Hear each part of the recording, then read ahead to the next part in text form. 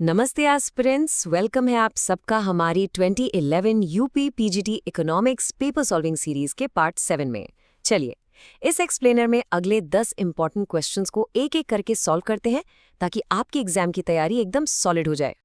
तो चलिए शुरू करते हैं। देखिए, फॉर्मेट बड़ा सिंपल रहेगा। मैं आपके सामने हर एक क्वेश्चन रखूंगी, आपको थोड़ा टाइम मिलेगा सोचने के लिए, और फिर हम साथ मिलकर करेक्ट आंसर और उसके पीछे का पूरा लॉजिक समझेंगे। तो सबसे पहले हम शुरुआत करेंगे पब्लिक फाइनेंस के 3 सवालों से। इनमें हम पब्लिक डेट से लेकर सेंटर स्टेट के फाइनेंशियल रिलेशंस तक के कंसेप्ट्स को कवर करेंगे। तो ये रहा पहला सवाल, पब्लिक डेट। क्लासिकल इकोनॉमिस्ट के बारे में सोचिए, क्या वो इसे एक बोझ, एक बर्डन मानते थे? और अगर हाँ, तो किसके ऊपर, प्रेजेंट जनरेशन या फ्यूचर जनरेशन? थोड़ा सोचिए इस पर। तो सही जवाब है D, all of the above. हाँ, मुझे पता है ये थोड़ा अजीब लग सकता है, लेकिन क्लासिकल इकोनॉमिस्ट का लॉजिक क्लियर था। उनका कहना था कि पब्लिक डेट का असली बोझ फ्यूचर पर नहीं बल्कि करंट जनरेशन पर ही पड़ता है, क्योंकि रिसोर्सेज तो आज ही यूज हो रहे हैं। इससे आज की सेविंग्स कम होती हैं और कैपिटल फॉर्मेशन पर भी असर पड़ता है। चलिए पब्लिक डेट से आगे बढ़ते हैं। अब बात करते हैं गवर्नमेंट के बजट डेफिसिट की। इंडिया के टोटल बजट डेफिसिट में इनमें से सबसे बड़ा हिस्सा, सबसे बड़ा पोर्शन किसका होता है? बिल्कुल सही, इसका जवाब है D, fiscal deficit. Basically fiscal deficit का मतलब है सरकार की टोटल उधारी, उसकी टोटल बोरोइंग रिक्वायरमेंट। और जैसा आप टेबल में साफ साफ देख सकते हैं, फिस्कल डेफिसिट का परसेंटेज हमेशा रेवेन्यू और प्राइमरी डेफिसिट से काफी ज्यादा होता है। ओके, अगला सवाल ये टेस्ट करेगा कि आप सेंटर और स्टेट के फाइनेंशियल रिलेशंस को कितना अच्छे से समझते हैं। स्टैंप ड्यूटी के बारे में बताइए। तो यहाँ जो सबसे ज़रूरी बात है वो है ऑप्शन ए। देखिए, कंफ्यूज मत होना, स्टैम्प ड्यूटी यूनियन लिस्ट में आता है, इसलिए इसे इम्पोज तो सेंट्रल गवर्नमेंट ही करती है। लेकिन आर्टिकल 268 के मुताबिक स्टेट गवर्नमेंट्स को ये पावर दी गई है कि वो इसे कलेक्ट करें और रेवेन्यू अपने पास रखें। तो पब्लिक फाइनेंस हो गया। अब गियर चेंज करते हैं। आगे के 7 क्वेश्चंस आने वाले हैं मॉनेटरी और मैक्रो इकोनॉमिक्स से। यह है केन्जियन थियरी पर। जरा सोचिए, वो पूरा ट्रांसमिशन मैकेनिज्म क्या है? कैसे मनी सप्लाई में एक छोटा सा चेंज पूरी इकोनॉमी की इनकम पर असर डालता है? वो बीच की कड़ी क्या है? और इसका सही जवाब है B, change in interest rate. देखिए, केन्स का लॉजिक एक चेन की तरह है।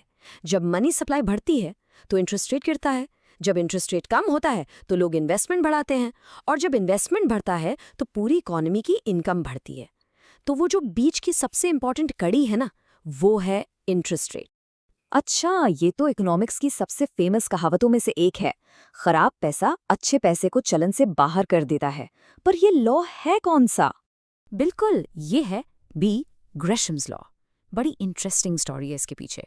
सर थॉमस ग्रेशम ने ये कॉन्सेप्ट क्वीन एलिजाबेथ आई को समझाया था। चलिए अब ब्रेक डाउन करते हैं इरविंग फिशर की इस famous quantity theory of money equation को। इस इक्वेशन में एम का क्या मतलब है? तो इसका जवाब है ए, लीगल मनी। इसमें कंफ्यूजन नहीं होना चाहिए। एम का मतलब है एक्चुअल कैश और कॉइन्स, यानी लीगल टेंडर। और जो एम प्राइम है वो रिप्रेजेंट करता है क्रेडिट मनी, जैसे कि बैंक डिपॉजिट्स। ओके, ये सवाल थोड़ा डीप है। यहाँ हम कंपेयर कर रहे हैं फिशर के अप्रोच को मार्शल जैसे कैम्ब्रिज इकोनॉमिस्ट्स के अप्रोच से। दोनों में क्या फंडामेंटल फर्क था, सोचिएगा। तो यहाँ सही स्टेटमेंट है डी। देखिए, इसका सबसे बड़ा डिफरेंस ये है, फिशर का फोकस था मनी की सप्लाई पर। पैसा एक जगह से दूसरी जगह कैसे जाता है, यानी मीडियम ऑफ एक्सचेंज। लेकिन मार्शल और उनकी टीम ने एक नया सवाल पूछा, लोग पैसा अपने पास रखते क्यों हैं? यानी उन्होंने मनी की डिमांड साइड, उसके स्टोर ऑफ वैल्यू फंक्शन को भी इंपॉर्टेंस दी। अच्छा, ये एक बड़ी ही अजीब और मुश्किल सिचुएशन है। इकोनॉमी में बेरोजगारी भी है और महंगाई भी लगातार बढ़ती जा रही है। इस डबल प्रॉब्लम को क्या कहते हैं? इसी सिचुएशन को कहते हैं ए, स्टैगफ्लेशन। नाम में ही इसका मतलब छुपा है। स्टैग्नेशन यानी रुकी हुई ग्रोथ और इन्फ्लेशन यानी बढ़ती कीमतें। केन्स का एक और इम्पॉर्टेंट कॉन्सेप्ट सोचिएगा, जब इकोनॉमी में एक्चुअल एग्रीगेट डिमांड उसकी फुल एम्प्लॉयमेंट वाली डिजायर्ड डिमांड से ज्यादा हो जाती है, तो उस गैप को क्या नाम दिया गया है? बिल्कुल, उसी गैप को हम कहते हैं इन्फ्लेशनरी गैप। और इसका नाम इन्फ्लेशनरी इसलिए है क्योंकि यही एक्स्ट्रा डिमांड चीज़ों को महंगा करती है, यानी प्राइसेस पर अपवर्ड प्रेशर डालती है। चलिए अब आते हैं इस सेट के आखिरी सवाल पर। ये है फेमस फिलिप्स कर्व के बारे में। ये कर्व किन के बीच का रिलेशनशिप दिखाता है? और इसका करेक्ट आंसर है सी, अनएम्प्लॉयमेंट एंड इन्फ्लेशन। देखिए, फिलिप्स कर्व का ओरिजिनल आइडिया एक ट्रेड ऑफ का था। मतलब पॉलिसी मेकर्स को एक चीज चुननी पड़ती थी, या तो थोड़ी ज्यादा इन्फ्लेशन एक्सेप्ट कर लो और अनएम्प्लॉयमेंट कम कर दो, या फिर अनएम्प्लॉयमेंट बढ़ने दो ताकि इन्फ्लेशन कंट्रोल में रहे। एक इनवर्स रिलेशनशिप। तो इन 10 सवालों में हमने पब्लिक फिनांस से लेकर मैक्रो इकोनॉमिक्स तक काफ़ी इंपॉर्टेंट कॉन्सेप्ट्स को टच किया है। अब आप इस लिस्ट को देखिए और ईमानदारी से सोचिए, इनमें से कौन सा टॉपिक है जो आपको एग्जाम से पहले एक बार और रिवाइज करने की ज़रूरत है। Keep practising.